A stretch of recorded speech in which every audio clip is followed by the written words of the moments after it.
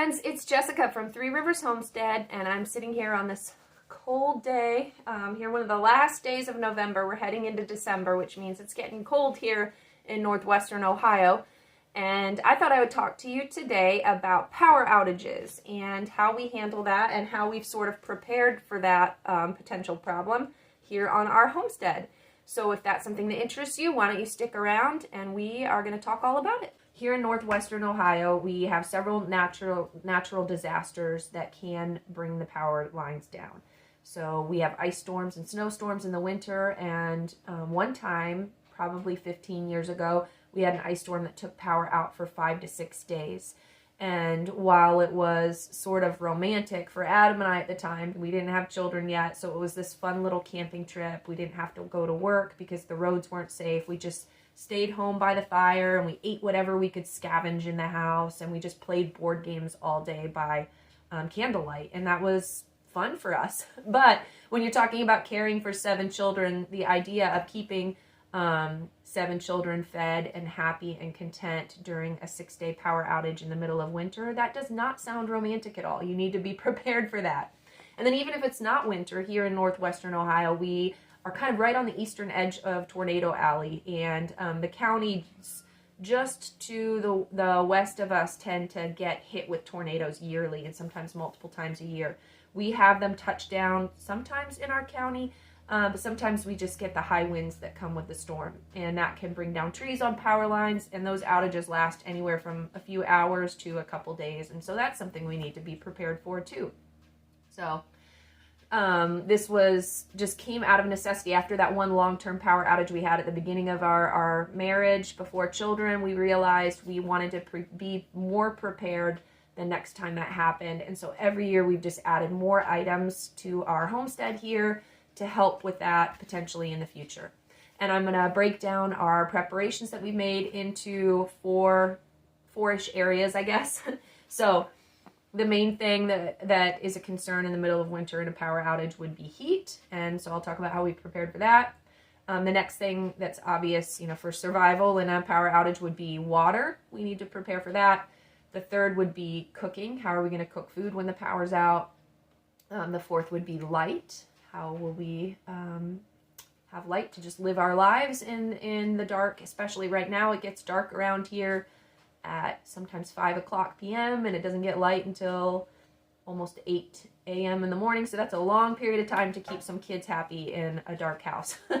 And then the fifth area that isn't necessarily necessary, but just how our quality of life during the power outages and how we've prepared to have a good quality of life with the kids. So, all right, let's dive into those areas. Okay, heat. You're not going to survive very long when it's 20 below zero in the middle of winter in a power outage without some heat. So I'm sitting here next to our most obvious preparation. When we were looking at a home, it was really important to us to either have a fireplace or the capability of putting in a wood stove. We were very blessed when we found this house that it already had a wood stove, and that's because wood heat is the only source of heat we have in this old farmhouse. The previous owners didn't have a stay-at-home mom who was here all the time to monitor a wood stove and keep the heat going while they were off at work. So they installed some electric baseboard heaters in our house, and we very quickly learned that those are a huge hazard with children. So we shut those off the first winter we lived here after finding toys and things shoved in there and smelling smoke. So those were disconnected. So literally the only heat source we currently have in our house is this wood stove, and it works great for us. So that is our major preparation for power outages for heat, is having this wood stove and having enough wood stocked outside to keep this thing running all winter long. So that's pretty easy.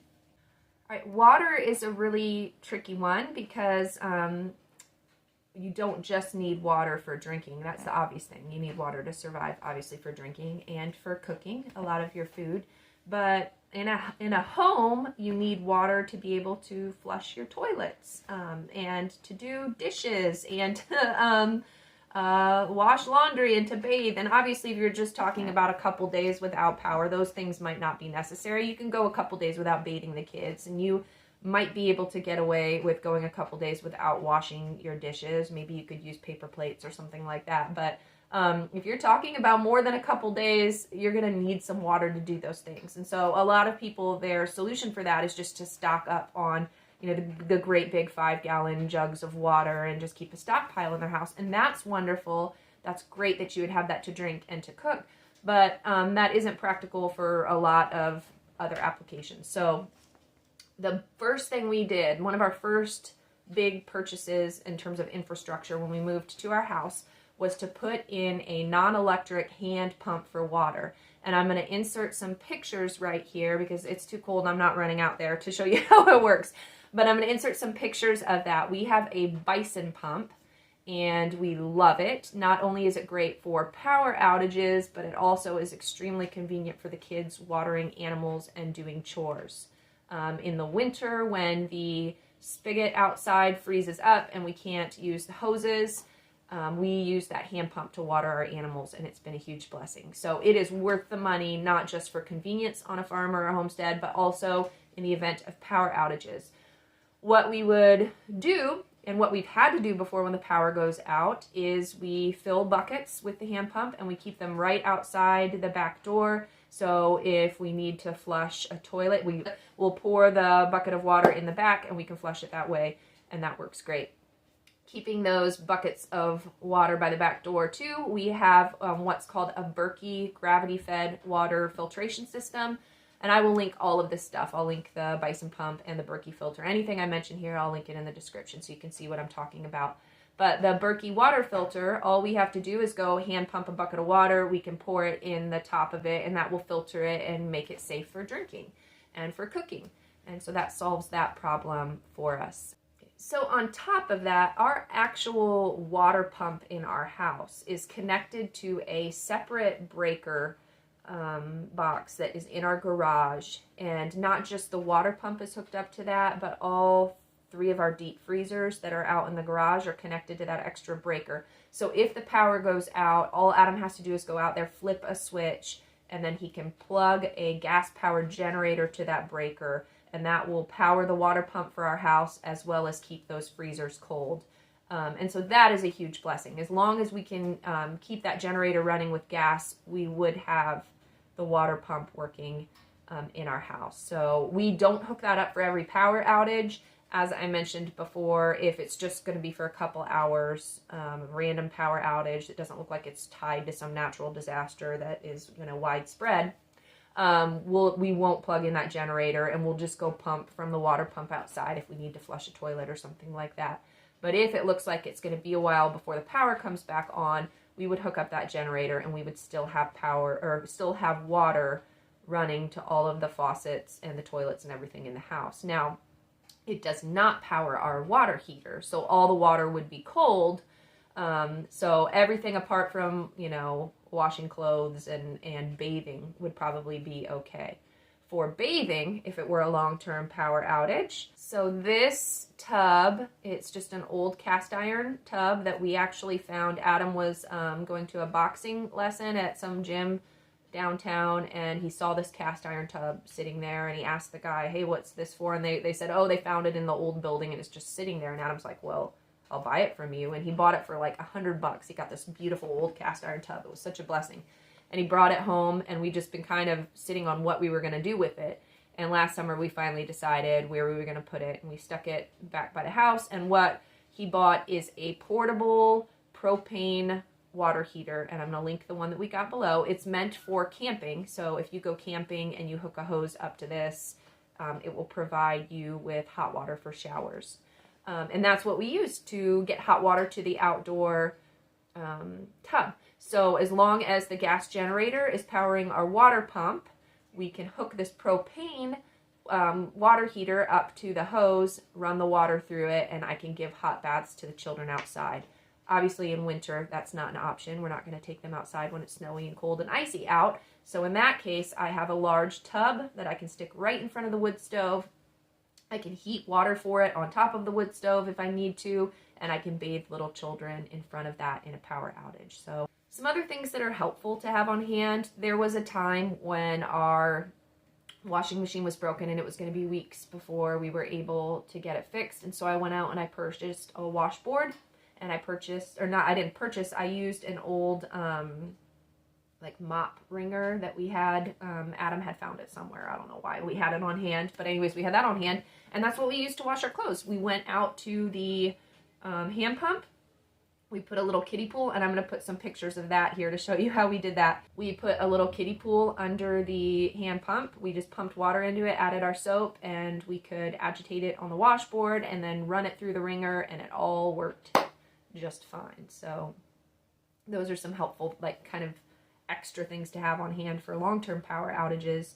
You know, laundry and things can pile up quickly with little kids. If you need to do an emergency load of wash, having some kind of off-grid mechanism. There are like plungers that you can use to wash your clothes off-grid. There's also washboards, and then having something to wring it out would be really helpful. And then if you have your wood stove going, it's really easy to dry your clothes right by the wood stove in the winter. If it's summer, just having the laundry line outside, no need for an electric dryer. You're good to go. All right, so cooking is a piece of cake in the winter. If you already have the wood stove going to keep you warm, it's really not that hard to stick a pot on top and warm up some soup or boil some water, fry some eggs. There's lots of things you can do on top of a wood stove. Even without, we don't even have an actual cook stove. There are wood stove cook stoves that are really handy that you can even bake bread and things in. We don't have that. We just have a regular wood stove for heating the house, and you can still do a lot of cooking on top of that. So that's wonderful. But that's not very helpful if the power outage is in the middle of summer and it's 90 degrees outside. I'm obviously not going to fire up the wood stove and get my house even warmer in that case. So there are lots of other options. Grilling is obviously wonderful for cooking outdoors when it's warmer out. So making sure that you have enough charcoal or propane or whatever it is you use to power your grill, having that on hand is wonderful. We always try to keep extra packages of charcoal in storage for that purpose. We also have several camp stoves and like a propane powered chicken plucker that we can boil water on. Things like that are useful to have, so having extra propane for that. We have a cast iron cauldron set up that we can put over our fire pit outside, and that can you can also cook things outdoors with that. So lots of options for cooking that aren't necessarily dependent on having the fire indoors.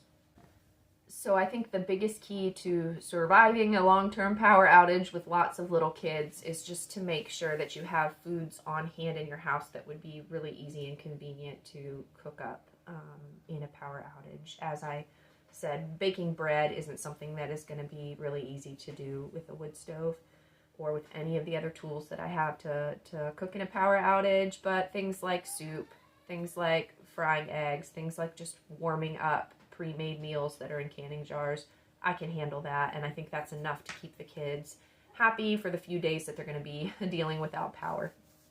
So if baking bread or baking cookies and other things is still really important to your family during a power outage, there are some options. This is something that I'm currently working on. It's on my wish list currently, is a solar oven. My friend Sarah from Living Traditions just posted a video about, I think it was an all-American solar oven. She did that last month at some time, so make sure you check that out. But solar ovens are wonderful. You just use the energy from the sun to do your baking for you, and so that's something we're definitely going to be adding to our preparations for power outages, because I would love to be able, if I'm making soup all the time while the power's out, I'd love to be able to bake a loaf of bread and just let the sun bake that for me. So make sure you look into that. All right, so my fourth area that we prepare for is light. Obviously in a power outage, that's something that's going to be important. You know, I think a lot of us are so used to, even when our lights are out in our house, we're used to the street lights being lit, or we're used to kind of the glow of all of the objects that are plugged in our environment, creating a little bit of light in the environment. We're not used to the complete darkness of a power outage and how dark that can be, especially when it's a new moon and there isn't a lot of natural light from the moon out. I was trying to tell my kids about that day. They're like, oh, it's not that dark at nighttime. And I'm like, well, you don't think that because you're used to all of the light that's around you. But if all of that was gone in a long-term power outage and it's dark from 5 p.m. until 8 o'clock in the morning, that's a long span of time to be sitting in the pitch black dark, especially a long time with 7 kids. So Some things, the obvious things you need to do are to have candles on hand and to have flashlights and lanterns and things. Something new that we're working on, I recently received an EcoFlow electric generator, and I'm going to do an entire video reviewing this probably next week sometime. But this little electric generator is different than most gas power generators. You know, gas power generators have to be kept outside because the fumes from them aren't safe to come inside. This little electric generator can be powered by the sun. It comes with, or you can purchase solar panels for it. It can be charged through your car battery. It can be charged many ways, not even using electricity. And so I can charge that outside. I can bring it inside, and that can even light a lamp or something for my family. It's such a blessing. And then even for things we were talking about cooking, having this little electric generator that can come inside, it can run something like the coffee pot for me. It could maybe even run a crock pot for a short amount of time, or a toaster oven, or some other things that would just make things a little easier for me in a power outage. So that is a huge blessing to have on hand. Like I said, I'm going to review that here in a coming video. I need to kind of play around with it a little more. We just received this, and I want to see how I like it before I give you a full honest review. And I'll make sure to let you know how I think about that what I think about that in a coming video. So yeah, lights are important. That's something, make sure you stock up on those candles and extra batteries for your flashlights. And if it's something in your budget, make sure you look at a portable electric generator that you can bring in your home and help power some lights, so that you can sit around and play some games with your children in a power outage with at least a lamp going. You can also, with that electric generator, charge phones and pads and other things to help you get through those days without power. I think for me, one of my main uses for it would be every time we have a power outage and it's through the night, I have several children that are very used to sleeping with white noise, and they have a very hard time falling asleep and staying asleep when the house is completely silent and it can hear the animals outside and the crickets and all of it. And so to get the baby to sleep, I would probably use my electric generator to run that fan that he uses to sleep through the night so that we can at least sleep through the power outage. That's always my biggest struggle. All right, so hopefully all of that made some sense. I hope you find this information helpful. Like I said, preparing for long power outages, this isn't something that only preppers or conspiracy theorists or whatever need to think of. This has happened to us for 5 or 6 days before. We've been without power, and I'm very grateful that when it happened to us, I wasn't trying to mother 7 children in the middle of it, because it would be a lot harder to do at this stage of life. And I'm hoping that some of these preparations that I've made would help make that much easier for our family. And so something for you to think about, you know, as you're making holiday gift lists or whatever, looking into stocking up on some of these items for your home just might be something that you would thank yourself for later on. It may not be the funnest gift to receive, but if you're sitting without power for 5 or 6 days, this is something that might preserve your sanity and make things a little easier for you and your family. So, all right, with that said, I am going to head out. Look for the video coming out soon. Like I said, I'm going to be doing a review on the electric generator that we have, and hopefully that'll give you more information about whether or not that's a purchase that would be helpful for your family. So, all right, I hope your family is blessed. We'll talk to you later. Bye.